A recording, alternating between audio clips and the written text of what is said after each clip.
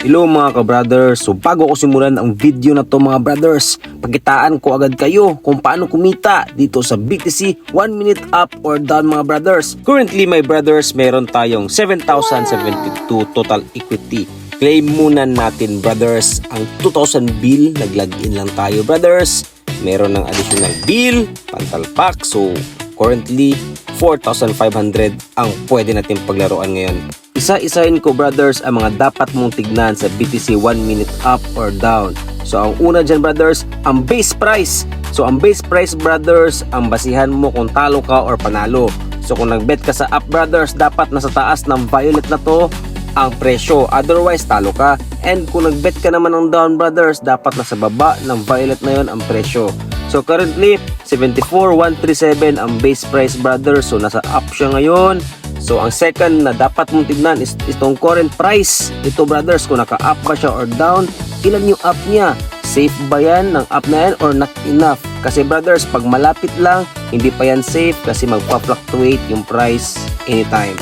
So dito mga brothers, nag-bet tayo sa up brothers. 2,500 lang naman yung ibibet natin dyan. Bilisan maglagay ng pin brothers para kumita na tayo. Ito mga brothers pala, kung mas mataas yung chances of winning, mas maliit yung rewards. Pero okay na yun brothers kasi safe naman yung money natin. Kasi taas nga yung chances of winning kasi nas taas siya. So most likely mag-up ito. So ito yung pinaka-safest na way of betting. So it is closing in. So 9 na lang yung up brothers. Tignan nyo lagi ito, yung current price brothers. And nag-close siya brothers. So basically brothers, panalo tayo doon. Punta agad tayo sa portfolio mga brothers para ma-check at ma-redeem natin iyon. So sa position yun mga brothers, huwag kayo magkamali. Dito mo hanapin yan brothers. So i-click natin yung position. From here brothers, nakikita nyo, naka plus 500 yan, 20% lang. Kasi nga mga brothers, mataas yung chance of winning. So kung low yung chance of winning, kung nag-down kayo kanina at nag-down siya, so mataas talaga yung makukuha mo doon, baka times 5 pa. So 20%, not bad brothers. So ganun lang yung gawin natin para kumita.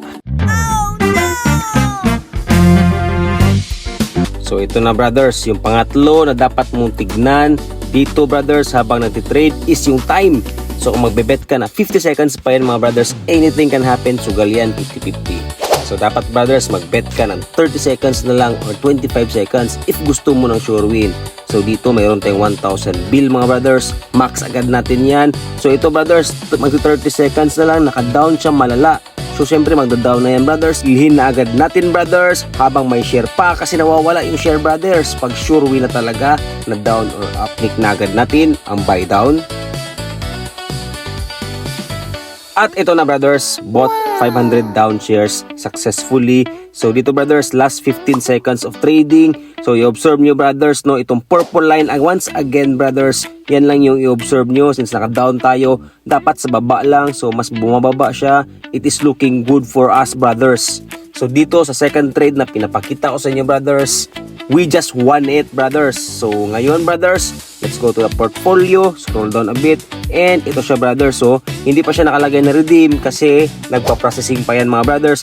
Give it 10 to 20 seconds. Ginagawa dyan, punta sa events, tapos balik ka na lang sa portfolio afterwards mga brothers. At ito na, pumasok na siya brothers. Plus 25 lang, maliit lang brothers kasi mataas ulit yung chances of winning natin. So kung gusto mo ng safe play brothers, ganun lang yung gawin mo.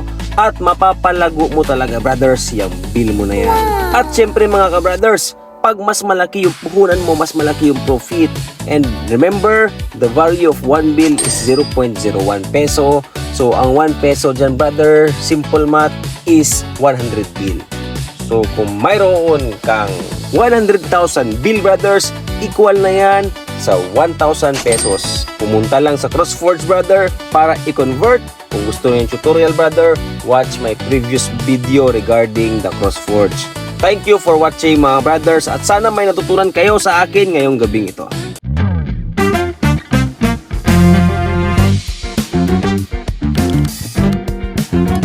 Don't forget to like and subscribe to Brothers TV.